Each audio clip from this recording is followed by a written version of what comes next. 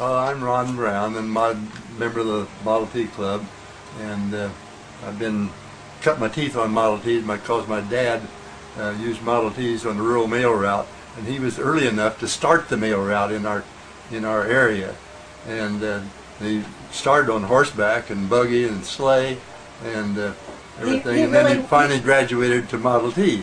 He was part of the Pony Express.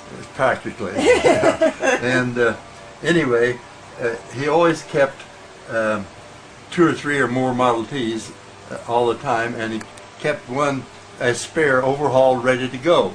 And if you had some trouble, well, you just take that one and put this one in the garage and work on it tomorrow. And so there was Model Ts around there all the time. So my brother and I, he's next to me younger, we started putting parts together, and pretty soon we made a running gear, and we drove it in the barn lot and the wood lot because we couldn't drive it on the highway roads because we didn't have license. License cost $4 for a half year, and we couldn't raise that. How old were you? Well, I was in high school, so that was forever ago. About 1930, I guess, somewhere like that. And this is what, 77 years ago. Wow. So I'm 90 now. But anyway, they found out that one of the big problems with the Model T is that they had all these clutches, plates, and one drove from the inside and the other one drove from the outside. One was hooked to the rear end and one was hooked to the motor. And if you press these together, there was enough friction between all these plates, a little bit of friction here and here and here and here, that gave enough force to overcome the resistance of the car to go. And if you pushed in the clutch, that took the pressure off of these so that the inside ones could turn and the outside ones could stand still. So your car could stop or you could back it up.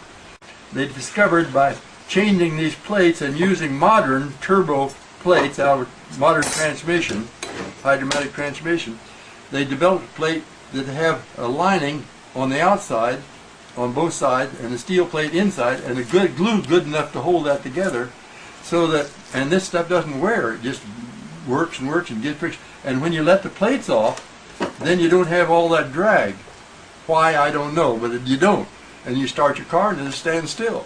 And we used to jack the hind wheel up of the Model T before you started the car so that you get the car running, and then you go in and put on the brake and gradually get the oil warmed up so that they'd be free. So that was common practice, to jack your car up in the wintertime to start it. Wouldn't that be fun now? Yeah, we could see that now go off the cliff. They made these from 1909 to 1927, and for the most part, they continually made improvements wherever they felt it was necessary. But in making the improvements, they made them so that they were interchangeable if they could. What you see here are 2 transmissions. This is one that I have restored earlier. It's ready to put in the car and go. This is the one that came out of this engine. The reason that we took it out is because we weren't getting the proper friction on the clutches. The clutches were slipping, and you put it in gear, it wouldn't go because the clutch just slipped and it wouldn't drive the car. I had made the change to the new system of putting these modern plates in there, and we've always had good luck with them. But the earlier plates are thicker than these, and you don't put as many in. Before, you used to put in 13 that drove from the outside and 12 that drove from the inside. And that way they were disconnectable, if he says there's such a word. How long have you owned this Model T back here? Well, I didn't get it as a single car. I put it together from parts I had. And as I say, I grew up on cutting my teeth on Model Ts, and then when I got married, and it's, you know, the fact is the first car I had was a Model T, and after I got married, and then I had a Model A. But anyway, several years I didn't do any T-ing, and then got back into it a little further. I moved to Auburn. I still had the interest in Model Ts, and kids tell me, well, so-and-so's got a Model T, or he's got parts and stuff, so I started collecting. And then I met Gilbert Machado, which has turned out to be my best friend through all the years, you know, and he was interested, and he bought a T, but I gathered and put together. And I didn't have a car to start with this. I tried to select the car. Decided to build it around 1914 because I figured I had most of the hard parts to get, the lights and the brass and stuff that go on it. So the stuff that was easier to get. Besides, a lot of that stuff you can interchange and nobody can tell the difference because they fit and they're made the same. I don't know whether there was any part that was used the same all the way through or not, but boy, there wasn't very many. They changed a little bit all the way through. And in that many years, you could understand why. Now, what happened to your father's Model Ts?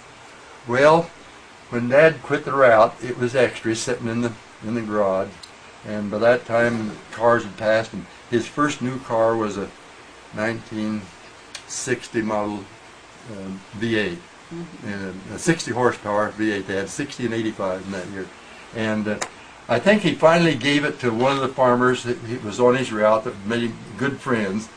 And he thought he'd do him a favor. I don't know whether he did him a favor. Probably just had another piece of junk yet. Well, Mr. Brown, we wish you all the luck in putting this together. Wish me a whole lot. Because We'll come back. We'll come back when you have it together. yeah, And we'll watch you start it. yeah. All right. Happy 4th of July.